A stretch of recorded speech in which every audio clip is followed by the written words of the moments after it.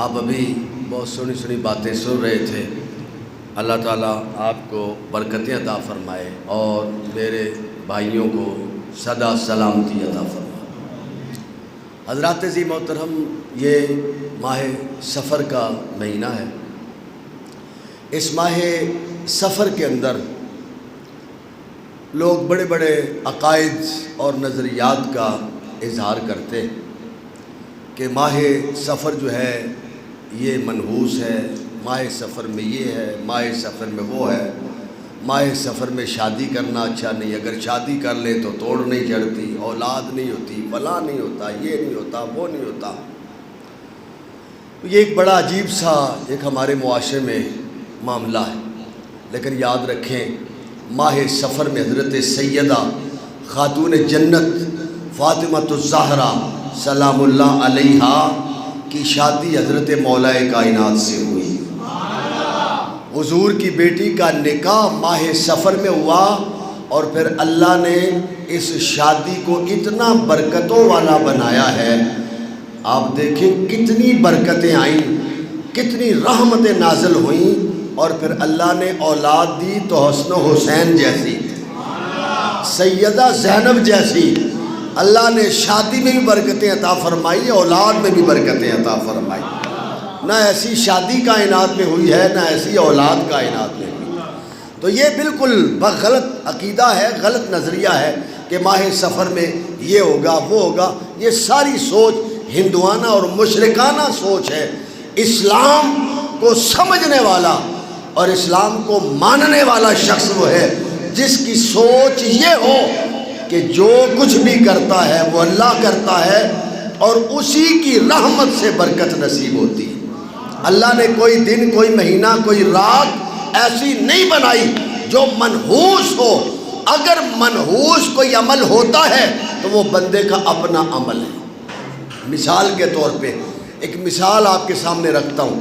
صبح فجر کا وقت ہے، جو شخص اٹھ کے نماز فجر ادا کرے اور قرآن کی تلاوت کرے، اللہ نے اس کو خیر عطا فرمائی ہے یا نہیں فرمائی؟ اور جو شخص فجر کے وقت سویا رہا اور نہ نماز پڑھ سکا، نہ قرآن کی تلاوت کر سکا، وقت تو ایک ہی تھا، لیکن اس کے لیے جو اٹھ کے نماز پڑھ رہا ہے، قرآن کی تلاوت کر رہا ہے، اس کے لیے وہ وقت خیر و برکت والا، اور جو کوتاہی کر رہا ہے، غلطی کر رہا ہے، اٹھ نہیں رہا، قرآن کی تلاوت نہیں کر رہا، اس کے لیے وہ وقت منحوس ہو چکا ہے۔ میرے رسول پاک صلی اللہ علیہ وسلم کے حدیث پاک ہے، حضور فرماتے ہیں بدبخت ہے وہ بندہ جس کو سوتے سوتے سورج چڑھ جائے۔ دعا کر اللہ مجھے اور آپ سب کو ان عیوب سے محفوظ فرمائے اور اس وبال سے محفوظ فرمائے۔ یہ ماہ سفر ہے۔ ایک تو یہ بات تھی جو میں نے بیان کر دی۔ دوسری بات یہ ماہ سفر میں نا اولیاء کرام کا وصال ہے کثرت کے ساتھ۔ ماہ وصال ہے، اس مہینے کے اندر وصال ہوا ہے اولیاء کرام کا۔ اور ویسے بھی اس کو ماہ سفر کیوں کہا جاتا ہے؟ اس لیے کہ شہر رسول میں یہ حالات تھے، اسلام کا آغاز تھا، تو لوگ جنگ و جدال کے نکلتے تھے، تو سفر کے مہینے میں گھر لوگوں کے خالی ہوتے تھے، اور جو وہ مشرکین مکہ تھے، مشرکین اس وقت کے اس دور کے، وہ کہا کرتے تھے دیکھو جی یہ تو منحوس ہے، اس میں شادی منحوس ہے، اس میں فلاں کام منحوس ہے، یہ مہینہ اچھا نہیں ہے، یہ مہینہ اچھا نہیں۔ تو یہ ان کی باتیں تھیں۔ میرے رسول نے فرمایا سنو یہ بات بالکل بھی نہیں ہے، میرے رب نے میرے غلاموں کے لیے ہر لمحہ، ہر دن، ہر رات خیر و برکت کا ذریعہ بنایا ہے۔ اب یہ انسان کی ذمہ داری ہے ایمان والے شخص کی کہ وہ زندگی گزارے تو علم والی اور عمل والی۔ 1,24,000 انبیاء آئے ہیں، 1,24,000 انبیاء تشریف لائے۔ ان کا آنے کا مقصد کیا تھا؟ ایک ہی مقصد تھا کہ ہم اللہ کے بندوں کو اللہ کی دہلیز پہ پہنچا دیں۔ 1,24,000 کم و بیش انبیاء آئے۔ آپ کو کتنے نام آتے ہیں انبیاء کے؟ چند نام آتے ہیں۔ مجھے کو پوچھے تو مجھے کتنے نام آتے ہیں؟ وہ انبیاء جن کے نام نہ کہ قرآن میں ہیں نہ امت میں ہیں، وہ انبیاء اللہ کے دین کا کام کرتے رہے یا نہیں؟ ان کا مقصد یہ نہیں تھا کہ ہمارا نام ہو، ہم دکھائیں کہ ہم کوئی کام کر رہے ہیں۔ ان کا مقصد ایک ہی مقصد تھا کہ ہم اللہ کے دین کو غالب کر دیں، ہم اللہ کے بندوں تک اللہ کا دین پہنچا دیں۔ سارے انبیاء انہوں نے بڑی بڑی قربانیاں دی ہیں، لیکن یاد رکھنا میرے نبی صلی اللہ علیہ وآلہ وسلم تاجدار ختم نبوت کی شان رکھنے والے ہیں۔ میرے نبی آخری نبی ہیں، میرے نبی کے بعد نبوت کا دروازہ بند ہو گیا۔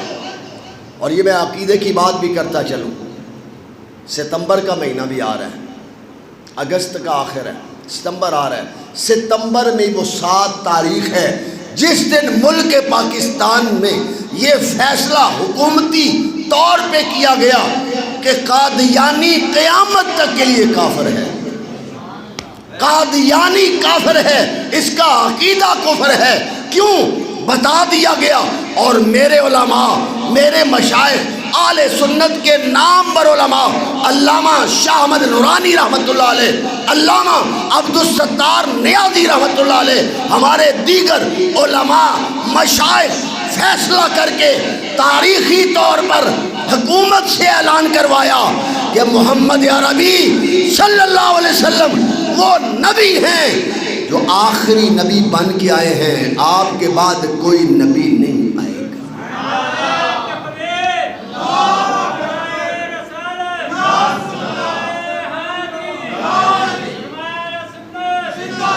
فرما گئے ہیں ہادی لا نبی آبادی، فرما گئے ہیں ہادی، بولیے بولیے، فرما گئے ہیں ہادی لا نبی آبادی۔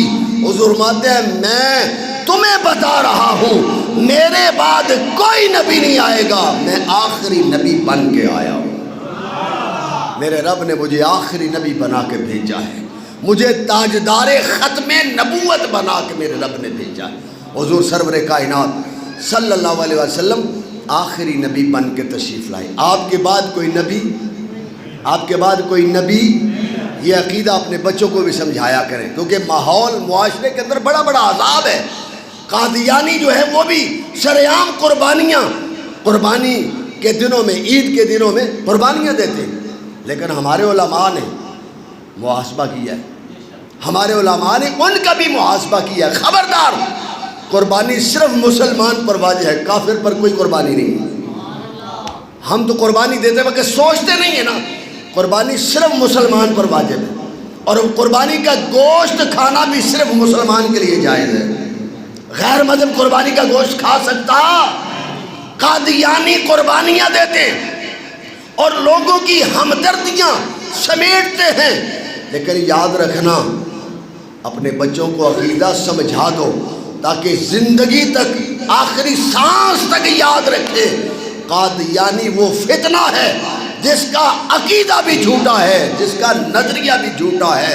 اہل سنت کا عقیدہ وہ عقیدہ ہے جس عقیدے میں حضور کے بعد کوئی نبی نہیں ہے۔ فرما گئے ہیں ہادی لا نبی بعدی، میرے آقا کریم علیہ السلام آخری نبی، آپ کے بعد کوئی نبی آ سکتا، لیکن اللہ نے حضور کی امت پر احسان فرمایا۔ محبوب دو عالم صلی اللہ علیہ وسلم فرمایا نبی تو کوئی نہیں آئے گا، ولی قیامت تک آتے رہیں گے۔ میری امت میں ولی جو آئیں گے وہ قیامت تک آتے رہیں گے، لیکن اللہ کے ولی کون ہیں؟ اللہ کے ولی کون ہیں؟ حضور سے پوچھا یا رسول اللہ صلی اللہ علیہ وسلم بتا دیں اللہ کا ولی کون ہوتا ہے، کیسا ہوتا ہے؟ تو حضور علیہ السلام نے فرمایا خیارکم الذین اذا رأى ذکر اللہ، اگر تم پہچان کرنا چاہو اللہ کا ولی کون ہے، پھر جس کو تمہیں دیکھ کر خدا یاد آ جائے سمجھ لو وہ اللہ کا ولی ہے، سمجھ لو وہ اللہ کا۔ اور ہم اہل سنت و جماعت تو بڑے خوش نصیب ہیں، اہل سنت و جماعت والوں کے پاس تو ایسے اللہ کے ولی ہیں ان کی قبر بھی دیکھے تو اللہ کا ولی یاد آ رہا ہے۔ ان کی قبر بھی دیکھیں تو اللہ کا ولی یاد آ جاتا ہے۔ کشف المحجوب اٹھائیں، حضرت داتا گنج بخش علی حجویری رحمت اللہ علیہ، آپ فرماتے ہیں جس کو کہیں سے فیض نہ ملے وہ میرے مرکز پہ آ جائے، میرا رب اس کو فیضان کے دریا عطا فرما دے گا۔ یہ اللہ کے ولیوں کی شان ہے۔ لیکن ولی ہو سچا، اللہ کا ولی سچا ہوتا ہے، اللہ کا ولی